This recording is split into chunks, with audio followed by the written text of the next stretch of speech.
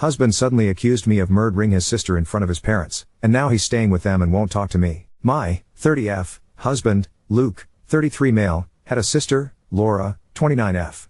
We were all close and saw each other 2 to 3 times a month, along with their parents. Almost 6 months ago, Laura fell down the stairs at their family home and died.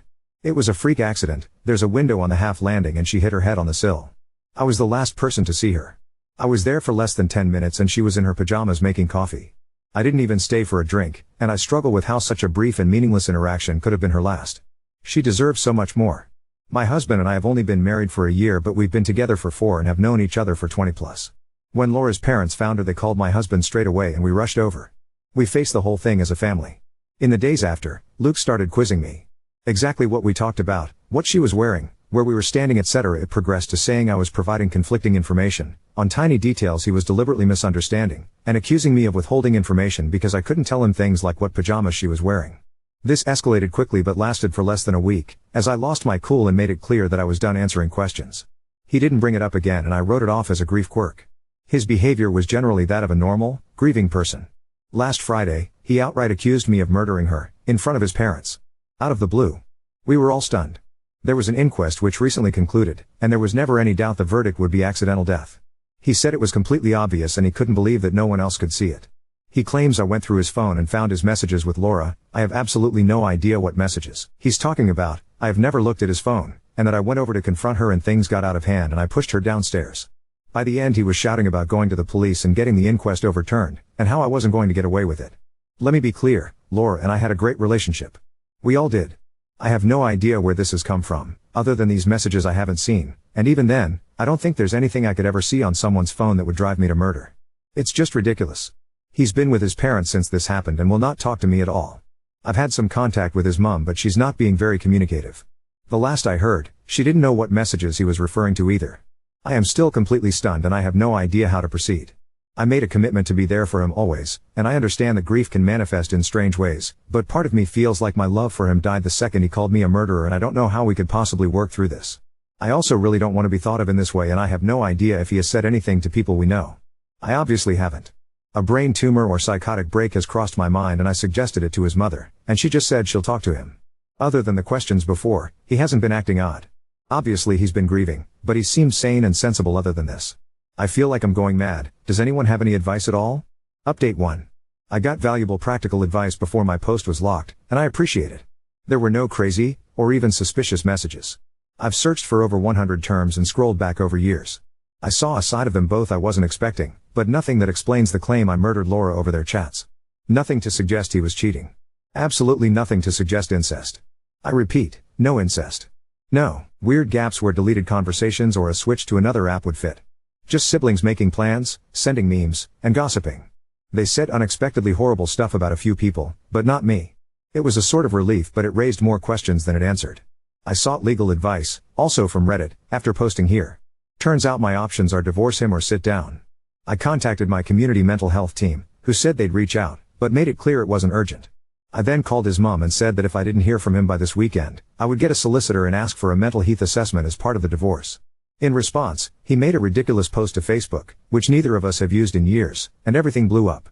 I'm going to try to keep this succinct. On Friday night, he made a long accusation on Facebook, with new information. He said he'd been planning to leave me for months with his sister's support, and I found the messages, and murdered her. The coroner has reopened the case and the police are preparing to arrest me, and he needs to make sure people know before the trial stops him talking about it. It was well written and seemed vaguely plausible.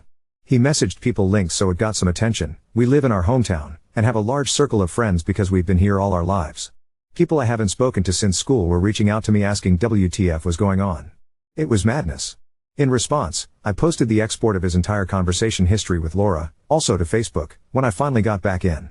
I linked to the chat along with a post explaining my side, and noting that I had changed my ex's iCloud and Apple passwords, and that if he wanted them back, he should comment on my post and update his own, admitting that he was lying. He eventually did. When I started getting messages about his post, I panicked, and changing his password seemed important to preserve everything because he'd know I had access. When I spoke to him the next morning, it's clear he's not having a mental episode at all, but is claiming one because he's been caught in a big lie. As soon as he was outed, he called me, clearly drunk, begging and promising to explain everything if I deleted my post. I hung up and told him to call back the next day. He did, after many missed calls and texts, and he tried to bargain and guilt-trip me with his mental health until it was clear the wrong people had seen his conversation. It's hard to describe, but it seemed fake. It was too well rehearsed, and then this morning, when it was clear he was getting nowhere, he blocked me. Begging for mercy and reciting facts about mental disorders doesn't align with someone in crisis with a sincere belief that someone murdered their sibling. The question of why he did all this remains unanswered, and he will not be getting his passwords until it is. The legal advice subreddit said this stuff is technically illegal, but it's beneath a court to take action, so I'm going to count on that because I felt like I had no other choice at the time, and now I don't see any other way to get answers from him. I am desperate and it's all I've got. So there we are. The relationship I have believed was my destiny since I was a teenager has boiled down to petty, convoluted and vindictive bullshit, played out on social media, for reasons still unknown. My hope for a brain tumor is fading, and clearly tomorrow morning is going to be when I lawyer up and stop posting about this. I am mortified. I have no idea whether some people might believe him, and I still don't know why this all happened in the first place. Update 2. For the past few weeks I've been trying to figure out why my husband suddenly accused me of murdering his sister, who died in an accident at home, 6 months ago. It still feels as ridiculous now as it did then. When Laura died we found out she had about £3,000 in hidden debt. It was odd because she was ready open about her finances, but it wasn't out of character for her to overspend, so I hadn't really thought about it since. A comment on my last post prompted me to look more closely at money stuff, and a message to my husband from Laura asking about a payment stuck out. I'd initially assumed it was about a car issue she'd had a few weeks before she died, but Luke definitely paid at the garage when they picked it up, because we talked about it after she dropped him home. It didn't occur to me when I first looked through. The messages supposedly proved I was a murderer, so I had been looking for something scandalous. The message about payment was the only thing I had at that point, and I had no idea what it meant, so I took a chance. I told his mother I knew about the money, and that if he didn't get in touch with me that day, I would make sure everybody else did too. He called me straight away and asked me over to his parents' house to talk.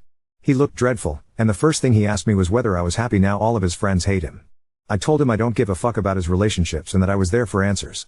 It turns my husband told the coroner's office that he was secretly helping Laura pay some of her debt because she was embarrassed and struggling to keep up with her lifestyle. I assume it didn't seem suspicious because her death was clearly an accident, and that's what they were investigating. In reality he took out loans and store cards in her name, and she somehow found out a few weeks before she died. Some guy he works with had apparently done it before and arranged it all, and if Laura hadn't found out, he claims they could have had it written off without her ever knowing. When she did find out, the guy left him high and dry, Kel's surprise, and he had to pay it off. I'm inclined to believe that's the gist of what happened, but I am shocked my husband would do something this stupid. When she died so soon after, his brief and apparently genuine suspicion was that she had told me about it that day, and we argued and I'd killed her. He couldn't explain why I would kill someone because they were a victim of fraud, but according to him, he felt guilty in the immediate aftermath and his brain made it fit. I mostly believe this, but he tried launching into more weaponized therapy speak at that point, so I cut the topic off. A few months after his sister's death, Luke received a letter from a credit company, not even the police, saying he was being investigated. Laura didn't have much, so her debts, which were less than £10,000 even with the fraud, were mostly written off. Something obviously flagged against my husband during that process, I don't know how or why. When the letters got more threatening, he believed the investigation would reopen the inquest, and that he would be accused of fraud, perjury, and because of his previously unknown motive, possibly murder. He claims the only thing the company investigating him actually knows is that the fraud came from our address, so accusing me would make it impossible to prove because it would be a coin toss, his words, as to which one of us took out the credit in Laura's name. That was worth our entire marriage to him, and my reputation in the community we have been part of for our entire lives. He says self-preservation kicked in and nothing else mattered when he thought about what could happen to him. When I asked him how his witness statement fits into his plan, because it proved he lied either way by acknowledging he knew about the debt and paying it, he froze for roughly a million years before saying he hadn't thought of that. Obviously my response was to ask why, if he hadn't thought of it. He specifically said it was a lie he needed to cover earlier in the conversation. Suddenly he's sobbing and his parents are rushing in to ask me to leave. I was in tears at this point asking how the fuck he could do this to me over something so stupid, and much his parents knew about this, as his mum was pushing me out of their house. All she said was that she couldn't have this conversation with me. She was crying too but wouldn't say another word. I am now 99% sure the fucker was trying to frame me. Not for her death, but for the fraud. He was going to claim that he was lying for me in the coroner's interview, right? If he wrapped it all up as quietly paying her off on my behalf then genuinely suspecting me of her murder, it would protect his reputation and point the finger at me. It just doesn't make sense any other way. Is my husband trying to frame me to weasel out of his actions, and how do I get to the bottom of this? I'm obviously open to theories because Reddit is the only reason I got this far in the first place. That being said, please don't come up with conspiracies about Laura's death in the comments. It's upsetting. She was wearing shitty old slippers and walking upstairs with a cup of tea, and she slipped and hit her head on a windowsill. This was never a murder mystery, it was someone's life, and she died just because. Maybe a butterfly flapped its wings somewhere, I don't know, but it's hard enough to accept without having guesses shouted at me on the internet whilst my marriage falls apart. Now on to second story. Argued with my fiancé over prioritizing my sister's MS family trip over her friend's girl's trip, and now she's calling me manipulative. My fiancé, let's call her Sally, and I are getting married next month. Since we've been together, we've had fights about how to prioritize family time. We live on the same coast as her family and my family lives on the opposite coast, so through no fault of hers, we see her family significantly more. My sister recently was diagnosed with MS, editor's note, multiple sclerosis. Sucks. So far, she has light symptoms but it's a disease that can progress quickly, or cannot. My family has adopted a very let's make every moment count mentality, because we don't know how many years we have with my sister in good health. My brother reached out to me to say they are planning a trip on the week that both his kids and my sister's kids have spring break. This would be a week-long trip. It has a fixed date because of the kids' schedule. When I told Sally, she mentioned that her best friend had reached out to start planning a girls' trip. Sally lives a several-hour drive from that group of girls and almost always misses this girls' trip. Her friend let her know that she's reaching out early to make sure that Sally can go. She told me she just wants to get ahead of this and doesn't want to let her friend down. They don't know when it would be, but it may be the same date as my family's trip. No one in that group, including us, have kids, so we have much more flexibility. I'll be honest that I got frustrated very quickly and was not very comforting or understanding. I tried to resist bringing up my sister having MS, but eventually I did and said that's why we're pushing so hard to take advantage of these years. Sally responded that we don't know that things will be bad and we need to stay positive. That rubbed me the wrong way because I feel like she's missing how awful we would feel if the MS did progress quickly. Sally told me that I'm being manipulative and controlling for pressuring her to plan her friend's trip around my family's trip. I believe it's fair to expect your spouse to show up for things like that and to prioritize family, especially family you don't see, over friends. Particularly with the illness situation. Here's where I could be the asshole. I definitely reacted poorly when she treated the trips as two equally important things. I absolutely pressured her to agree to go on the family trip. I also brought up previous fights, like about beginning to split Christmases, to point out that she's been resistant to sacrificing time with her people to get an equal amount of time with my people. Also, I'm sure some folks are wondering why I don't go alone. My family adores Sally and want her to be part of the family. I want her to be part of my family just like I want to be part of her family. It's not realistic that we do every single thing together, but I think we should both make a significant effort too. Commenter, info, does Sally adore your family? Is she especially close to your sister? And is there a time limit to your expectation that she prioritize your family over any other considerations? I'm not going to respond to a ton of comments but saw this sentiment a lot and just want to clarify that Sally very much has a relationship with my family, particularly my parents and my sister, and has shown throughout our relationship that she cares about them. It's not a case where she doesn't feel close with them / enjoy them. Commenter, you are making way too much of the vacation with your sister. She's only just been diagnosed, she's not going to become seriously handicapped right away. With care, MS patients can live a long time. You and your fiancé are marrying soon and perhaps her friends want to have a nice last trip beforehand. I want to clarify that she just got back from her bachelorette party, with the girl who invited her on this trip, 2 weeks ago. She sees her friends a few times a year, more than I see my friends from back home. This isn't a case where she's been years without seeing her friends. Her friend plans a trip with a group of girls that Sally isn't really a part of every year, she's close with some, not close with others, and Sally hasn't gone since we've been dating. I'm highly encouraging of her spending time with her friends in every other situation. Commenter, why hasn't Sally attended this trip in 7 years? Her friends are so excited for her to attend that they gave her a 7-month heads up. What was your proposal on splitting holidays? Do you mean alternating or something else? Does your family also visit you? The friend inviting her is her closest friend. Another one of her close friends goes on the trip. The other 4 people are people who she is not close with, to the extent where I told her to invite them to the wedding and she said it would be weird to invite them. I don't know why she hasn't attended. To my knowledge, this is the first time that her best friend made it a point that she really wanted Sally to come. It's totally possible that she's been asked to go before and I just wasn't aware. For holidays, I mean alternative Christmas. I will point out that we don't see my family for Thanksgiving the years we do Christmas with her family, but we do see her family for Thanksgiving on the years we do Christmas with my family. Update 1. I also tried to keep it concise so there's plenty of context missed. This will be the last I update or respond, and I'll break the update into additional context and the resolution. 1. Sally adores my family as well. She has always told me how much they mean to her, and has even floated the idea of potentially moving to my home state and how we would be able to see my parents and my sister more. We haven't made any decisions and leaving her home state would be very difficult for her. It's impossible to summarize everything she's done to show she cares about my family over the last 7 years, but I know beyond the shadow of a doubt that she does. 2. She's never gone on this trip she's invited to because she is not close with the majority of the people on the trip. Her best friend reached out to her early because she really wants Sally to become closer friends with this group. 3. The scenario that led to us knowing about my sister's diagnosis was crappy. We found out by my mom accidentally telling me that my sister was getting tests done. We were sworn to secrecy because my sister was adamant that she didn't want to distract us from the wedding until she had the final diagnosis. It was an honest mistake from my mom, but it's an emotionally charged situation for both Sally and me. We're both grieving. 4.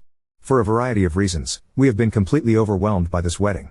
There's been a lot of drama coming from outside sources and it's been exhausting to the point where we wish we had just eloped. No, it's not my family. 5. Sally has unlimited PTO and we have enough funds to do both trips. 6.